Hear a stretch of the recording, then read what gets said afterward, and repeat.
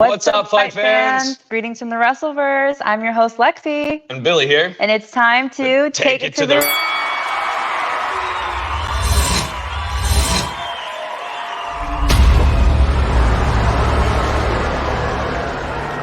All right, you guys, on this episode of Wrestlecap, we will be reviewing AEW Dynamite. And it was an epic night, so let's just get right into it. The night starts out with Cody Rhodes and Sammy Guevara, and they're standing in the center of the ring. And this was for a unification match for TBS and TNT belts. I'm pumped, too. This was a great match. Both men just look mean and ready to fight, and they waste no time. They kind of start off a bit slow, kind of feeling each other out, but they shake hands first, kind of a sign of good sportsmanship. But then Cody just, bam, big first takedown, has a size advantage for sure. Yeah, and Sammy came right back with the corkscrew kick. That was epic. So athletic. Yeah, and Cody grabbed the big 10-foot ladder, which I thought was for the belts, but no. Sets it up from the apron to the rail. And it was like, I have never seen that happen. And it was so funny. He was like talking to the fans. He was like, don't worry. I'll look out for you. You're safe. Don't worry. And he was being so like nice about it. He really was. Yeah, he was definitely looking out for the fans. Like, don't worry. I got you, man.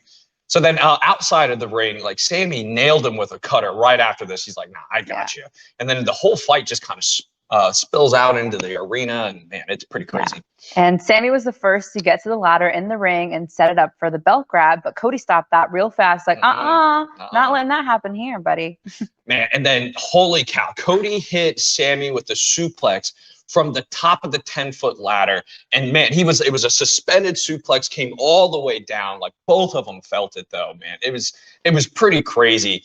And then Sammy, he had kind of got laid out onto the ladder, like right into the rungs, the center part, and just slammed down. Oh, it was really bad. And they kind of pulled through with the figure 4 and tied him up. And the announcers kept saying, like, oh, his knee. It didn't look like his knee was what was getting hurt. No, it looks like everything but his knee. And I think he needs a serious medical evaluation after that because it looked really sad. I mean, Sammy hit Cody with the cutter coming from one ladder to another, and there was just so much. Look at that shot. That's mid-air. He jumped from here over to there and pulled him down. It was great, man. This was a great match. It all looked so And then Sammy, he hit that landing pretty awkward on the cutter. It looked like he hurt himself pretty bad. Ladder matches are rough. Yeah. And then the two men, they kind of start fighting from on top of the ladder. And then like one ladder here. They're trading fists. And then Cody rolls in what was it? The crossroads. The crossroads. Thank you. Yeah. So rolls in from the top and just flattened poor Sammy out, man. It was a great match. I mean, at one point they were both hanging from the chain. I was like, what the hell? Swinging around. And the ref was smart. He moved the ladder out of the way. Definitely good looking out. Tony was smart bringing 2 refs into this match. Then we see Fuego del Sol comes out and he's yelling at Cody, and Cody laid him out, and he deserved every bit of it. Why are you coming in yelling at some guy? Come on. Man. And then there was a huge DTH outside of the ring that Cody took and just got laid out, man. And then now Cody is like laying on the ladder. He picks him up, puts him on there. He's that same one that he set up was kind of used against him.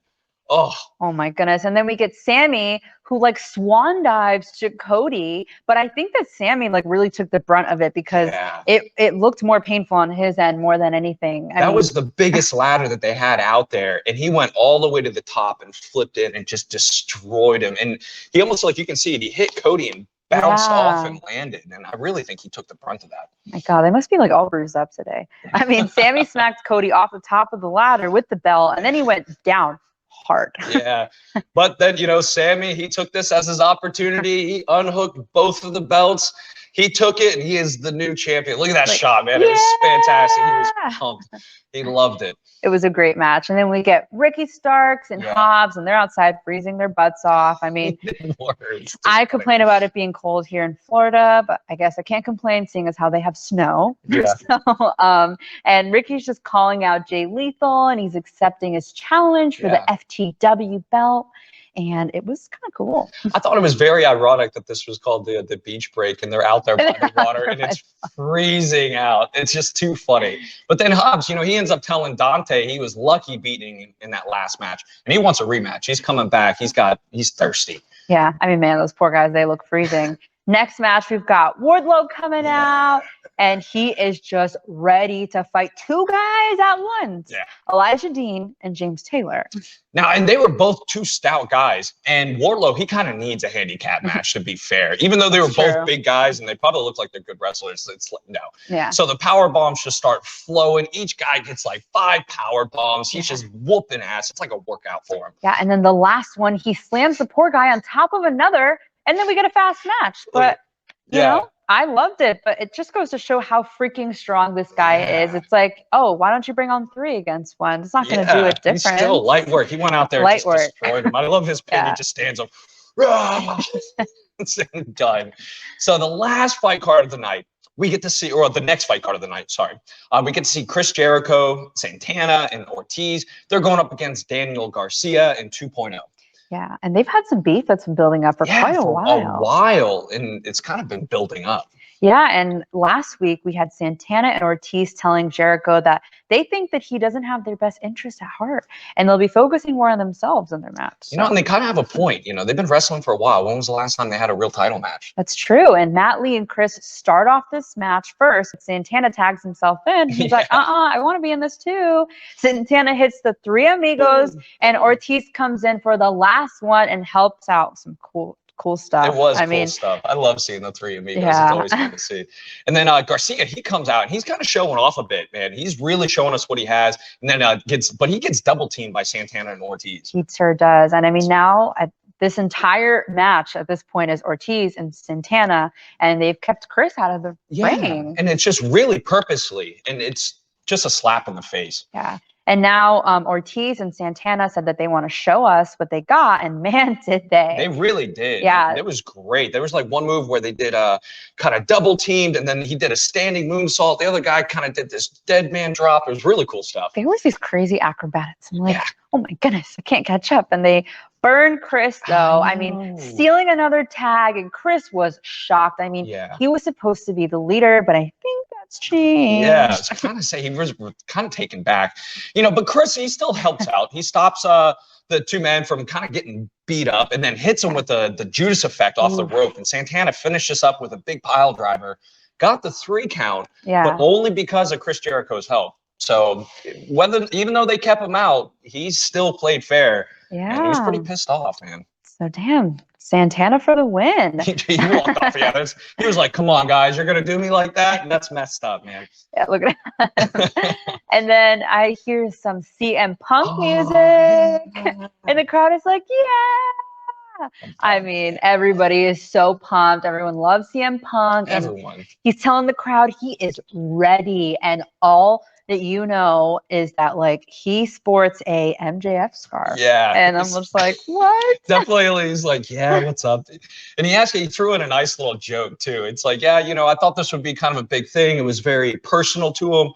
But I looked online and he can get 12 for $5. Like, I was like, geez, man. I thought it was like real Burberry. Oh, no, he was definitely razzing him, you know. And then finally, after multiple call outs, MJF enters. And he just, it took a lot to get him out, but he is not dressed to fight. And he said he was going to be ready. He was ready to come out. Now he kind of hypes up the crowd a little bit. He's like, oh, you guys want to see us fight? You want to see us fight tonight? Well, no. You're not getting it. I think we haven't seen him fight in, what, like 2 weeks now? Yeah, and he does this nonsense like, we're not going to waste that great fight on you, Cleveland. You suck. And then just starts burning Cleveland. And the crowd starts cheering, asshole. And he tells them, no, it will be in Chicago next week. So I guess we've got to stay tuned for that. We'll see, you know. But then MJF, he keeps bringing up the smack talk, and he brings up how, you know, in 2014, CM Punk was supposed to be there, but then he just like flaked out. Oh. And it's like, you guys love him. You think he's there. He did it to you once, but he could do it again. He's not this big, nice guy you think. I was like, oof. And then CM tells him to go and lace up his boot. And he comes in with like 3 in his lips. And then he's just like ready to fight. I mean, MJF, he just looked like, bro, like, don't talk about my 3-inch lips. Yeah, do not talk about it. Nobody knows about that. And then Wardlow comes out with Young Bucks, but CM Punk gets attacked from behind the spears. I mean, out of nowhere. Poor thing. They just beat the crap out of him. They really do. They kind of stretch him out. They got him over and they just start beating the crap out of him. Spears does with the chair. See, there it is, like stretched out. And man, they handed this poor guy a butt whooping. And then Wardlow, he came in with that power bomb again, being told what to do by MJF, and he takes the orders and just power bombs him right into the steel chair. Oh, and then just to make matters even worse, MJF sits on him. I mean, just so disrespectful at this point. But it was funny, but I was like, come on, man, really? I mean, a little too much. It was funny at first, but man, does that look painful. Yeah. And then backstage, we see Julia with Tony and Cargill, and you know, they're coming up and telling us that, you know, Cargill wants to fight, but you have to sign this contract because of her eyes being hurt. Yeah, she's still got the, well, it's going to be kind of a handicap, so she ends up accepting this match, and so we'll get to see Cargill and Julia next week. That'll be exciting. Yeah. And then for the next fight card, we've got Layla. Yeah, Layla. Versus Red Velvet. So last week, Layla was pretty pissed off at her partner at the time and then nailed her with that armbar backstage. Yes, I remember. And that's what started all of this beef. So they're settling it. They're taking it into the ring, man. Yeah, I mean, they did not waste any time for this. Red Velvet locks in a triangle trying to choke Layla, but gets slammed. She is crazy strong, man. Yeah, she did. She just bolted down the runway. So Red Velvet rolled out of this German suplex, so athletic, and then came back with this big spear, just laying that girl out. And these ladies were going hard. They were beating the crap out of each other. You could tell they had some beef, and they were there to settle it. They really know how to fight. I mean, Layla locks in an arm bar, but you know, she gets Red onto the rope, and it's just, there's so much going on that, you know, Layla had to wait for like the ref to count. Yeah. And like tell them to kind of like, you know, wasn't going on. It was like, oh no, she got to the rope. So once you're on the rope, you're supposed to let go. And she's like, nah, I'm holding this. Made that ref count. I loved it. That's some old school stuff. It's like, nope, I got 10.